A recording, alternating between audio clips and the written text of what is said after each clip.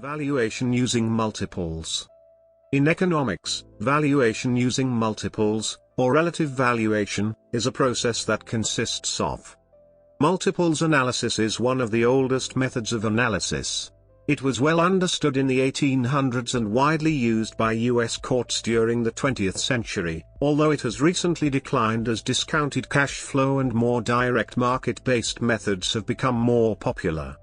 Valuation multiples.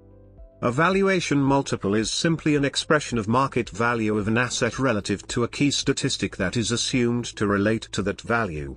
To be useful, that statistic, whether earnings, cash flow or some other measure, must bear a logical relationship to the market value observed, to be seen, in fact, as the driver of that market value.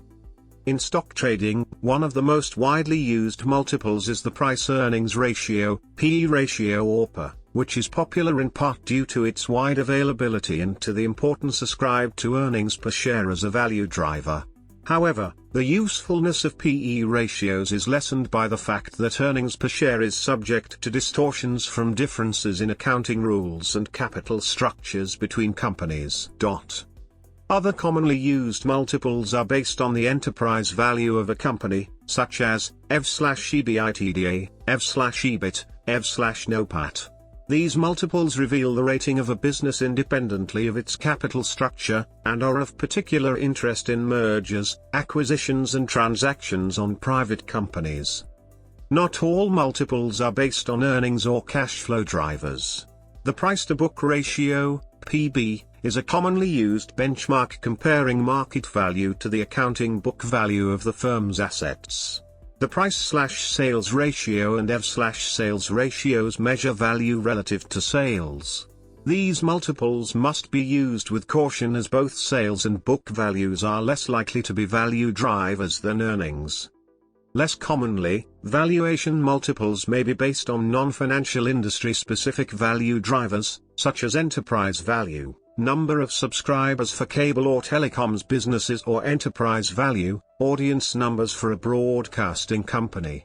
In real estate valuations, the sales comparison approach often makes use of valuation multiples based on the surface areas of the properties being valued. Peer group.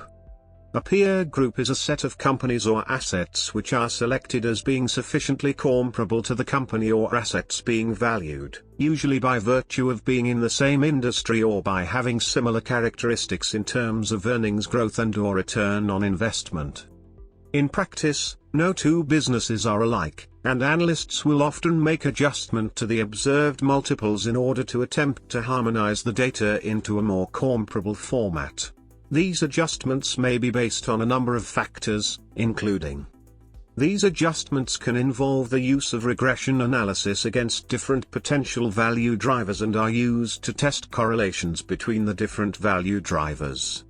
When the peer group consists of public quoted companies, this type of valuation is also often described as comparable company analysis, or comps, peer group analysis, equity comps, trading comps, or public market multiples. When the peer group consists of companies or assets that have been acquired in mergers or acquisitions, this type of valuation is described as precedent transaction analysis, or transaction comps, deal comps, or private market multiples. Advantages/disadvantages of multiples. Disadvantages. There are a number of criticisms levied against multiples, but in the main these can be summarized as advantages. Despite these disadvantages, multiples have several advantages. These factors, and the existence of wide-ranging comparables, help explain the enduring use of multiples by investors despite the rise of other methods. Comparison of commonly used valuation multiples. Equity price-based multiples. Equity price-based multiples are most relevant where investors acquire minority positions in companies. Care should be used when comparing companies with very different capital structures. Different debt levels will affect equity multiples because of the gearing effect of debt. In addition, equity multiples will not explicitly take into account balance sheet risk. Enterprise value-based multiples. Enterprise value-based multiples are particularly relevant in mergers and acquisitions where the whole of the company's stock and liabilities are acquired. Certain multiples such as EV/EBIT are also useful complements to valuations of minority interests, especially when the PE ratio is difficult to interpret because of significant differences in capital structures, in accounting policies or in cases where net earnings are negative or low. Example, discounted forward P ratio method. Mathematics. Condition, peer company is profitable. RF equals discount rate during the last forecast year. TF equals last year of the forecast period. C equals correction factor. P equals current stock price. NPP equals net profit peer company. NPO equals net profit of target company after forecast period. S equals number of shares. Process data diagram. The following diagram shows an overview of the process of company valuation using multiples. All activities in this model are explained in more detail in section 3, using the multiples method. Using the multiples method. Determine forecast period. Determine the year after which the company value is to be known. Example.